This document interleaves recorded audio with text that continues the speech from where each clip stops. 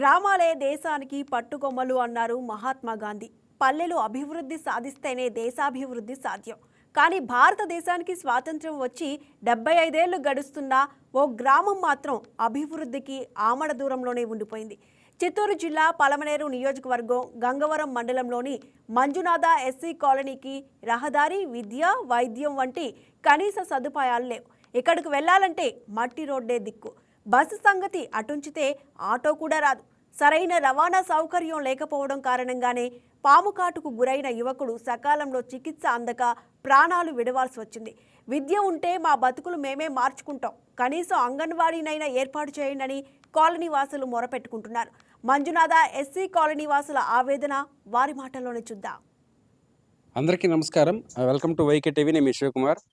చూసుకున్నట్లయితే ఈరోజు చిత్తూరులో అడవిలో ఒక గ్రామం అనేసి ఒక కథనాన్ని తీసుకురావడం జరుగుతుంది. సో ముఖ్యంగా ఇక్కడ చూసుకున్నట్లయితే ఇప్పటికి కూడా కనీస సౌకర్యాలకు నోచుకునే గ్రామాలు ఎన్నో ఉన్నాయి.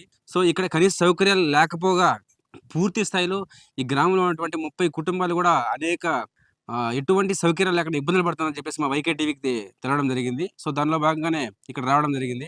మరి నిజంగా ఈ గ్రామంలో ఉన్నటువంటి వ్యక్తులు ఎటువంటి సమస్యలు ఎదుర్కొంటున్నారు, ఆ సమస్యలు ఎన్ని సంవత్సరాల నుంచి ఎదుర్కొంటున్నారు, అసలు వీళ్ళ సమస్య ఏంటి, వీళ్ళ సమస్యకి పరిష్కార మార్గం ఎవరు చూపిస్తారని చెప్పేసి ఒక ఆశతో ఉన్నారు. సో ఆ ఆశకి ఆశాకిరణం లాగా మా వైకే టీవీ అయితే ఈరోజు రావడం జరిగింది. మరి వాళ్ళ సమస్యలు ఏందని చెప్పేసి మనం వాళ్ళ మాటలు తెలుసుకున్నాం. మీరు చెప్పండి, అసలు చూస్తే గ్రామంలో ఎక్కడికంటే చిన్న పిల్లలు కానీ ఎక్కడ కనిపించడం లేదు, ఒక స్కూల్ లేదు, మీకు సంబంధించి రోడ్డు సౌకర్యం లేదు, ఇన్ని సౌకర్యాలు ఉన్నాయి కదా. సో దీనికి సంబంధించి మీరు ఎట్లా ఫీల్ అవుతున్నారు? మాకేమి లేదు సార్, రోడ్డు సౌకర్యం లేదు, పిల్లలకు అంగన్వాడీ లేదు, కసుగందులు కానీ మా దగ్గరే పెట్టుకొని ఇది చేసుకోవాలా. ఇంకొంచెం నిక్కు అయితే ఆడ ఈడ బంధువులు ఇండ్ల కాడ పెట్టుకొని చదివించుకోవాలా. అంటే మీ పిల్లలు తీసుకెళ్లేసి బంధువులు చదివిస్తున్నాం సార్. ఊర్లో అందరూ అంతే సార్, అందరూ అంతే.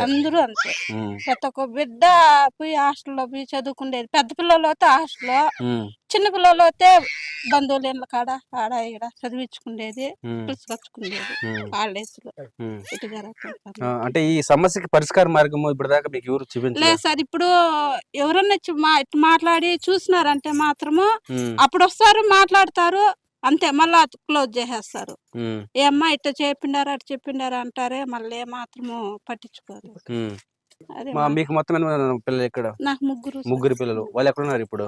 ముగ్గురు. ఒక పాప వచ్చింది కల్లూరులో ఉంది సార్, ఒక పాప వచ్చింది హాస్టల్లో కస్తూర్బా హాస్టల్లో పెట్టేసినారు. థర్డ్ క్లాస్ అమ్మాయి వచ్చింది కల్లూరు సార్. ఈ అమ్మాయి సార్ ఫస్ట్ క్లాస్ బాల్సింది. ఆ అమ్మాయిని మా దగ్గరే పెట్టుకున్నాం సార్. ఎందుకు స్కూల్ లేదు, ఇంకా ఎవరి దగ్గర పంపించారు సార్. మేము ఇంకా బంధువులు తెలిసిన వాళ్ళు ఆడొకటి పెడతాము, అందరిని పెట్టే కాదు కదా. దానివల్ల మీరు ఎక్కువ ఎమోషనల్ అయిపోతున్నారు. అంటే మీలో పెయిన్ నాకు అర్థమైంది. సో ఈ సమస్యకి పరిష్కార మార్గం కావాలంటే మీ ఊరికి ఏం చేస్తే బాగుంటుంది అనుకో? మాకు రోడ్డు సౌకర్యము, అంగన్వాడీ స్కూల్ ఇవి ఉంటే చాలు సార్. మాకు పిల్లల భవిష్యత్తు బాగుంటేనే కదా సార్ మళ్ళీ అన్ని మాకి. ఓకే అమ్మా, ఇప్పుడు మాకు విషయం తెలిసింది ఏమంటే ఏదో మెడికల్ ఎమర్జెన్సీ, ఆరోగ్యం బాగలేకపోవడం వల్ల ఇక్కడ ఏబీ లేకపోవడం వల్ల తెలిసింది. మేము డెలివరీ అప్పుడు కానీ ఇక్కడి నుంచి కీలపట్లకు నడుచుకునే సార్ పోయింది. నొప్పులు వచ్చినాయి, ఎంత నైట్ అన్నా కానీ 10 గంటల రైతుల్లో నొప్పులు వచ్చినా గానీ ఆటోలు కానీ రావు సార్. అప్పుడు నడుచుకొని కీలపట్ల నడుచుకొని పోవాలి సార్. ఆపరేషన్ చేసినా కానీ నడుచుకొని వచ్చే సమస్యలో ఉండాము. చనిపోయింటే మా అత్తకి హెల్త్ బాగాలేక అమ్మని జన్ను కట్టుకొని ఎత్తుకొని పోయినాం సార్. మా బావ కొడుకులు అట్టే, వాళ్ళకైతే ఒక అమ్మాయి ఒక అబ్బాయి, ఇద్దరు లేరు సార్. వాళ్ళని ఇప్పుడు చూసే వాళ్ళు ఎవరు సార్? వాళ్ళని ఉన్నోళ్ళు ఇద్దరిని బాగుతున్నారు. రోడ్డు సమస్య వల్లనే సార్ మాకి. అంటే రోడ్డు లేకపోవడం వల్ల మీరు ప్రెగ్నెంట్ గా ఉన్నా కానీ నడుచుకునే పోవాలి. ఓకే, ట్రీట్మెంట్ నెల రమ్మంటారు సార్. నెల పోవాలన్నా నడుచుకునే పోవాలి కదా. దాదాపుగా 4 కిలోమీటర్లు నడుచుకొని పోవాలి. 4 కిలోమీటర్లు నడుచుకునే పోవాలి సార్. అంటే ఇప్పుడు సచివాలయ సిబ్బందికి సంబంధించి, మెడికల్ కి సంబంధించి మీ ఊళ్ళో వచ్చి చూడడం కానీ ఏమైనా చేయరా? వాళ్ళు ఆశా వర్కర్ నెలకు ఒకసారి అట్లా వస్తారు. ఏదో వాళ్ళకు తోచిండేటి మందులు ఇచ్చేసి పోతా అంటారు, అంతే సార్. ఏదన్నా ఎమర్జెన్సీ అంటే అమ్మా మీ ఊరికి అయ్యేలా మేము వచ్చింది నెలనే కదా, నెల పోస్ట్ పోన్ చేస్తారు అంతే. చిన్న పిల్లలకు సూదులు వేసుకోవాలన్నా కానీ కొత్తపల్లికి పోవాలి,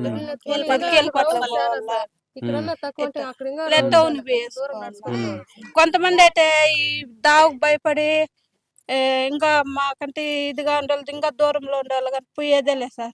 బిడ్డలు మన దేవుడు ఎట్ట ఇచ్చింటే అట్టగా నేను వేసుకుని సూదులు కానీ వేపికన్నా ఉండేవాళ్ళు కానీ ఉండారు సార్. ఏం ప్రాబ్లం వచ్చినా అట్లే పెట్టుకుంటారు. అట్లే పెట్టుకోండారు సార్. ఇంకేం చేస్తారు సార్? సార్ లేనప్పుడు ఎట్ట పోతారు వాళ్ళు? ఒకసారి 2 సార్లు ఎత్తుకొని పోతారు, మళ్ళీ ఏం చేస్తారు?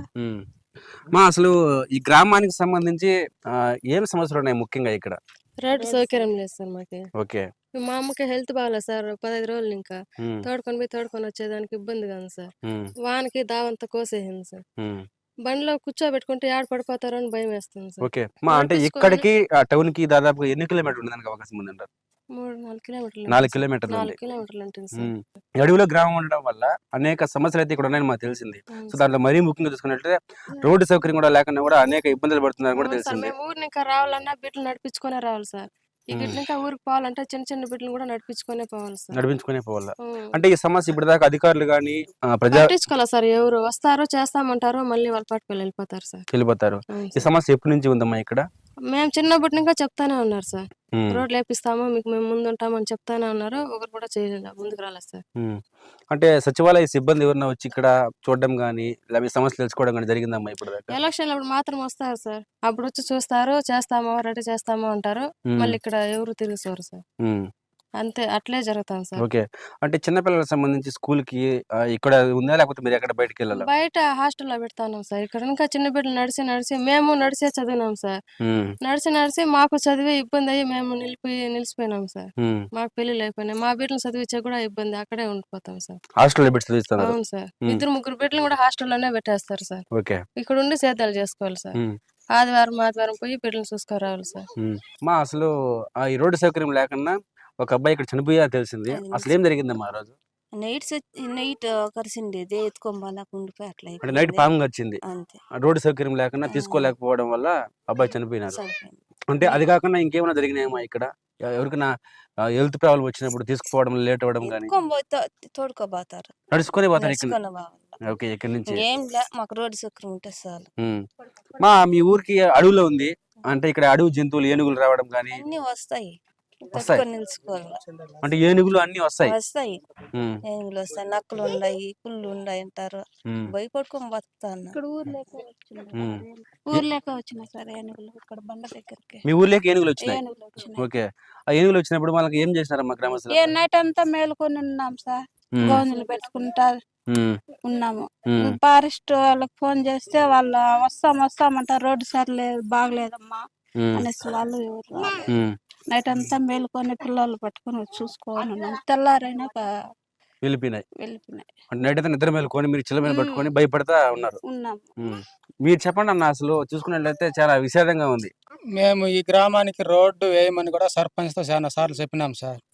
సర్పంచ్ తో చెప్పినాము, ఎమ్మెల్యే దగ్గర కూడా పోయినాం సార్. అమర్నాథ్ రెడ్డితో కూడా మాట్లాడినాము. వేపిస్తామని చెప్తా ఉండారు కానీ వేపించడం లేదు సార్. ఇక్కడ ఏదన్నా అనారోగ్య పరిస్థితులు ఎదురైతే సరైన సమయానికి హాస్పిటల్ తీసుకు వెళ్ళలేక ఒక 5-6 మంది చనిపోవడం కూడా జరిగింది సార్. అంటే ఎందుకంటే అంబులెన్స్ ఇక్కడికి రాదు, సమయానికి కనీసం ఆటో కూడా ఇక్కడికి రాదు. ఈ తగు సమయానికి హాస్పిటల్కి తీసుకు వెళ్ళలేని కారణంగా 4-5 మంది కూడా చనిపోవడం జరిగింది. ఈ విషయం కూడా మా సర్పంచ్ గారికి తెలుసు, వాళ్ళకి కూడా చెప్పిన విషయము. అయినా ఎవరికి చెప్పినా కూడా పట్టించుకోవడం లేదు సార్. ఈ మన చిత్తూరు జిల్లాలో వెనుకబడిన గ్రామం ఏదుందంటే అది ఒక మంజునాథ కాలనీనే ఉంది సార్. అవును సార్, మా గ్రామం మంజునాథ కాలనీ. ఈ గ్రామాన్ని ఎవరు పట్టించుకోలేదు సార్, ఇంతవరకు ఎవరు పట్టించుకోలేదు. ఇక్కడ ఒక స్కూల్ సౌకర్యం లేదు, ఒక హాస్పిటల్కి పోవాలంటే రోడ్డు సౌకర్యం లేదు, ఏ సౌకర్యం కూడా లేదు సార్. ఇక్కడ పూర్తిగా ఎవరు పట్టించుకోవడం లేదు, స్పందించడం లేదు. ఈ కాలనీ ఏర్పడి ఎన్ని సంవత్సరాలు అయిందండి? 25 సంవత్సరాలు అవుతాం సార్. 20 సంవత్సరాల నుంచి ఇట్లే ఉంది? 25 సంవత్సరాల నుంచి ఇట్లే ఉంది సార్ కాలనీ. అంటే రాత్రి సమయాల్లో ఇక్కడ పాములు బెడద గానీ అధికంగా ఉండేదానికి అవకాశం ఉంది? అవును సార్, ఇక్కడ పాములు ఏమన్నా కాటేస్తో కూడా వాళ్ళకి నడుచుకొని వెళ్ళడానికి సౌకర్యంగా ఉండి వాళ్ళు సమయానికి హాస్పిటల్కి చేరిస్తే బ్రతకచ్చే గాని నడుచుకొని పోలేక కాకపోతే వాళ్ళ మధ్యలోనే చనిపోయే ప్రమాదాలు ఇప్పటికి కూడా 1-2 జరిగినాయి సార్ ఇక్కడ. అంటే మధ్యలోనే చనిపోయినారు? అవును సార్. మధ్యలో చనిపోయి మళ్ళీ డెడ్ బాడీ రివర్స్ వచ్చే ప్రమాదం కూడా జరిగింది. అది ఈ విషయం కూడా తెలుసు. ప్రతి ఆఫీసర్కి మేము ఇక్కడ ఏం జరిగేది వాళ్ళకి తెలియపరుస్తున్నాము, కానీ పట్టించుకోవడం లేదు. వింటారు, వదిలేస్తారు. ఈ వీడియో మీకు నచ్చినట్లయితే లైక్ కొట్టి షేర్ చేసి మా వైకే టీవీ ఛానల్ని సబ్స్క్రైబ్ చేయండి.